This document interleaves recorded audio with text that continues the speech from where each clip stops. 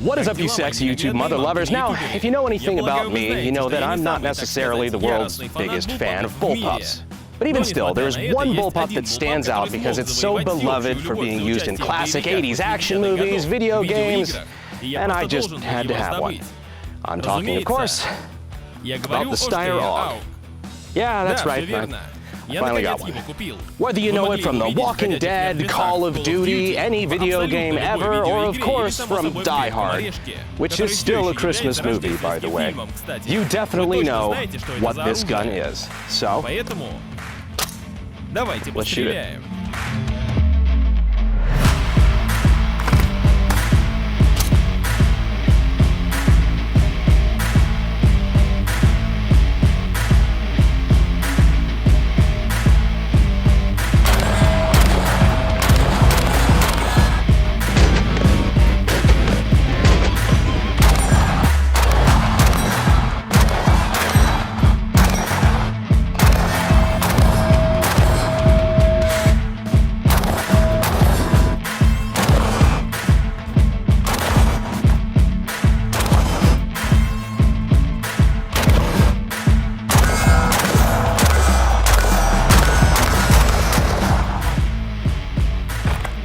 Now, if you're wondering why this is semi-auto and not a full auto, we'll get to that later.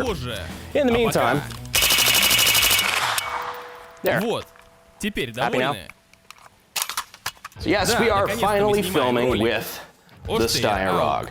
If you've played pretty much any first-person shooter ever in the last 15 years, you probably recognize this. Also, if you're a little too old to have played any video games in the last 15 years, you probably remember this from Die Hard, Commando, and pretty much any 80s action movie ever. Well, the AUG stands for the Army Universal Gewehr, or basically the Universal Army Rifle. It was designed and produced in the 70s for the Austrian military. Yeah, that's right, this bad boy hails from Austria.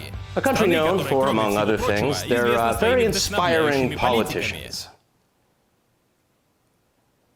Like Arnold Schwarzenegger. Who are you thinking?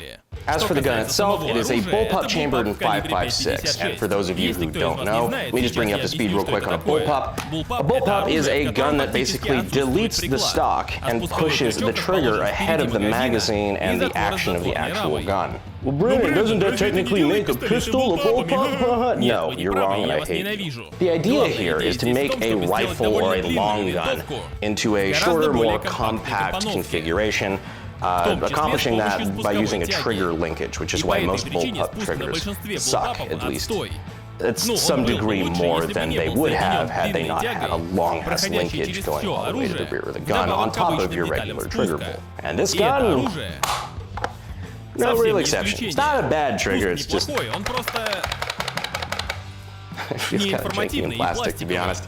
Plastic is a pretty good word to sum up this gun, too. Lot of polymer. But again, the idea with a bullpup is that even though you have to reload out of your fucking armpits, you have a longer barrel configuration while still being a relatively compact firearm.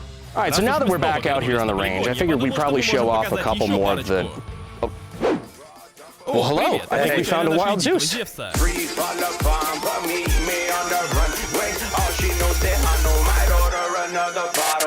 Well, I'll tell you what, you guys have already seen me shoot this thing, so Zeus, you want to give it a shot? Yeah. All right, so I've got it on safety now. We've got a round now chambered. Okay. Yep, so you pop that over in. Yep, perfect, now you're hot.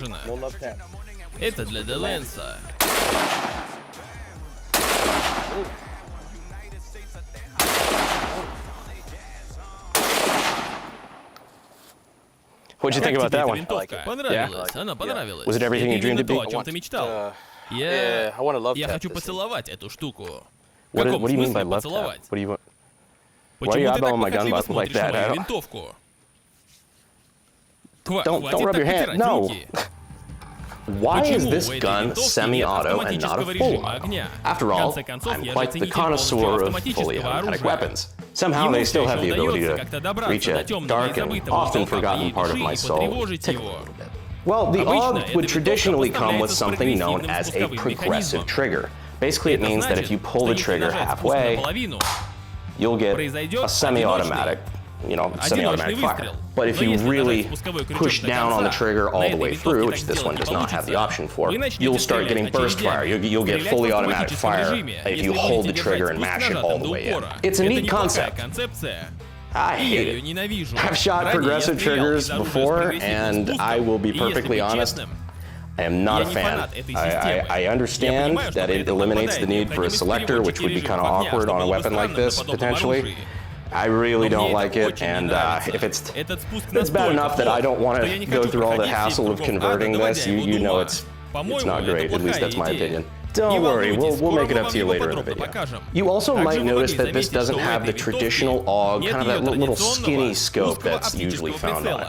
You know, the one from Die Hard and the one that the governor used in The Walking Dead after he freshly got his eye plucked out and still managed to use the scope with his missing eye. Man, that show has some interesting stuff, huh?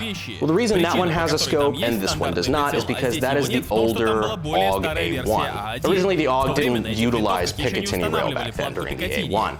This right here is an AUG A3. So it's got pick rail and a couple other modernizations, such as, you know, this one's got the QD mount for slings or what have you up front, and it allows us to mount what we have up here is a Trigicon ACOG, which I kind of like, because I originally put the ACOG on my Scar L back over there, my Scar 16, but I didn't really like the eye relief as much, but I like it a lot better on the AUG. It just gets a lot closer, and it's, the ACOG, in my opinion, or at least this variant of it, the 5561, it's a little bit more tricky with eye relief, so I like getting it a little bit closer to the face. And it just kind of looks dope.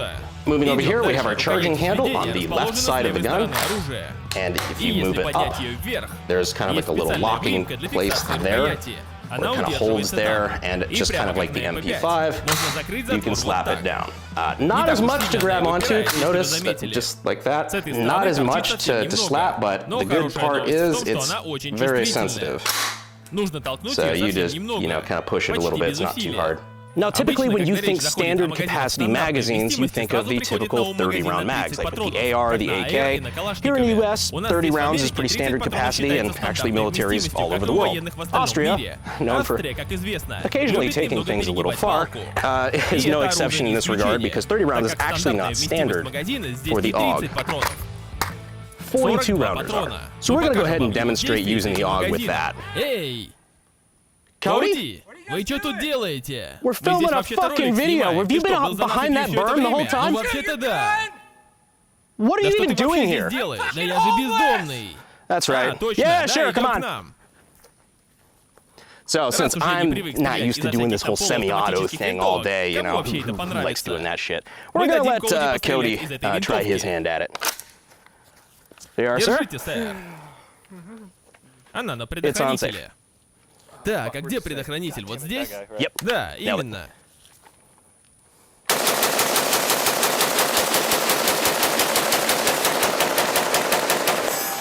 Чёрт, не удалось поймать ни одну гильзу. Понравилось? He's a little camera shy these days. One like equals one prayer that Cody finally gets a fucking house. Now let's talk about the operating system a little bit. So this gun looks straight out of a science fiction movie, especially, you know, for the time it was designed, which is probably why it was included in so many of them, just like, you know, the RoboCop movies, Fifth Element, you know, stuff like that. However, don't let the looks deceive you. There is no real Kraut space magic going on, at least not this time. This gun operates very similar to a lot of guns you might know. It's a short stroke operating system. So short stroke, gas operated with a rotating bolt. The bolt follows the typical AR style star pattern. In fact, realistically, this gun falls more in line with the AR-18 family of rifles and all of their many derivatives. So, if you really want to get technical, this really shares a lot of its design with this. You may not believe me. I really don't care, it's true. And much like the AR-18 pattern of rifles and all of their many, many shapes and colors over the years, it has some unique problems, which we'll get into that in a bit. First off, some of the really cool stuff that I do like about it. One, it's a fucking AUG. AUGs are just neat. But one thing I really do love is over here. So for one, actually, let me talk about this real quick. This is an adjustable gas system, so that is also pretty cool. But on this side, you see this little lever here. So now that I have, as you can see, the bolt is locked back, and just for everybody at home, the weapon has been cleared. Safety first. Third. Second. First. So what this is a lever that you can hit, and that allows you to rotate the barrel out, which is super cool. So you've got these interrupted threads here, these little teeth on the barrel that lock it into place when it rotates back in when you put it back in. And yeah, now the barrel just pops out of the gun. You also have your foldable front grip here. I think that's pretty nifty, especially for storage. As you can see here, this folding foregrip is also attached to what is essentially our gas block here, which contains the short stroke piston, which that little bugger just pops out ever so slightly, which hits something else that unlocks the gun and allows it to cycle. Short stroke, just like you. У тебя маленький пенис. I kid. If there's any sign that you've got a giant dick, it's that you're subscribed to this channel, which you fucking better be, by the way. I'd like to say that if you subscribed, that, you know, I would turn this full auto to the channel, but I'm fucking not gonna. I'm just not gonna. However, subscribing will mean you get to see all the cool new machine guns that I've got planned for you guys in the future, for the videos coming up, which are going to be bomb. And you'll get to see them because you're subscribed. Also, be sure you get notifications on. That way, you can watch our videos before sometimes they get taken down 24 hours after we post them. If I had a nickel for every time it happened, каждый раз, когда это происходит, у меня было бы $2. Это немного странно, что это произошло дважды. Now an ADD break for you low attention span fucks. White Claw penetration test. Black Cherry dying hard in 3, 2, 1.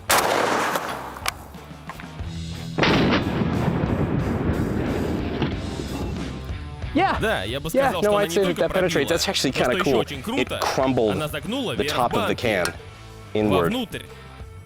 That's pretty fucking neat. Physics or something. I don't know. We're not that smart. So now I'll put the barrel back in. Just right there. And it fits into a little slot, and then that springs back in, which is super fucking nifty. Like, that is just super quick. Like, I'm not gonna lie, the first time I played with this gun, like, I was very, very impressed by that. Just the quick change barrel stuff. Like, yeah, it's neat. It's really cool. Little gun elements of gun design like that, you know, really kind of do something for me. And apparently, it does something for you guys too, because you like watching technical breakdowns like this. So now we've talked about the gun a little bit, kind of a few things that I think are nifty about it. Time to shit on it. One of my gripes, of course, is the progressive trigger. I'm not a big fan of the progressive trigger. Not a problem that a lot of you guys are going to have, just because, you know, you guys are probably, if you're interested in, you know, getting something like this, you're only going to be looking at the semi-auto variant that's available on the civilian market. I do have some other kind of bigger gripes, though. So another thing I'm not particularly fond of that I found out about is that if you're giving it a little bit too much of a love tap during magazine insertion, the rounds kind of like to go free willy. That's not great. Yeah, checking to see if you fully seated the magazine, and then you have a round just hop out into that. Oh, no. Yeah, it's not ideal. And just in case you guys were curious, yes, it does do that on the standard issue magazines as well. At least it's, you know, easily accessible. It falls in a convenient spot.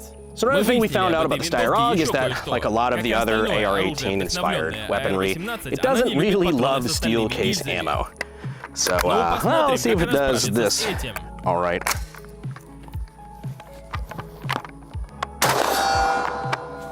First fucking round. First fucking round. That is not great. That is a stuck case. That is completely lodged in the barrel now.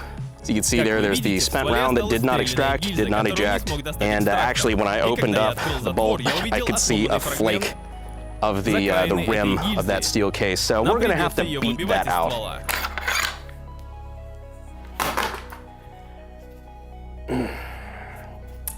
Yeah.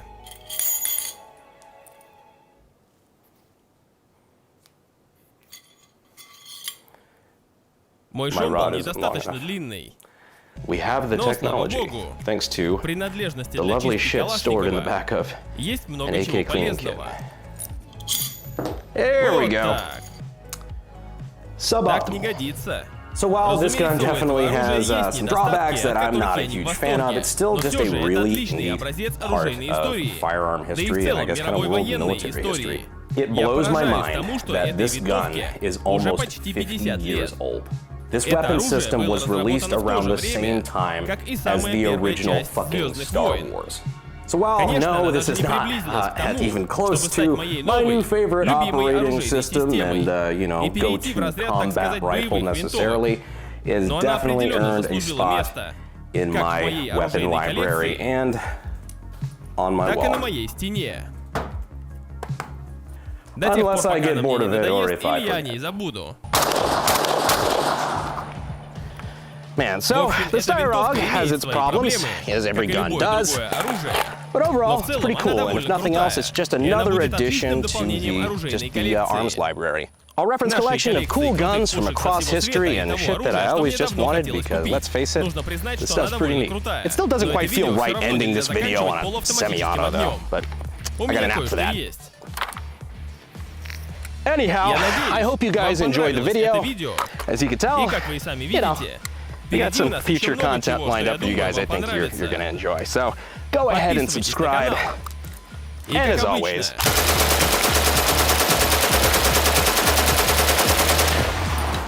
I'll see you sexy YouTube mother lovers in the next video. Thanks.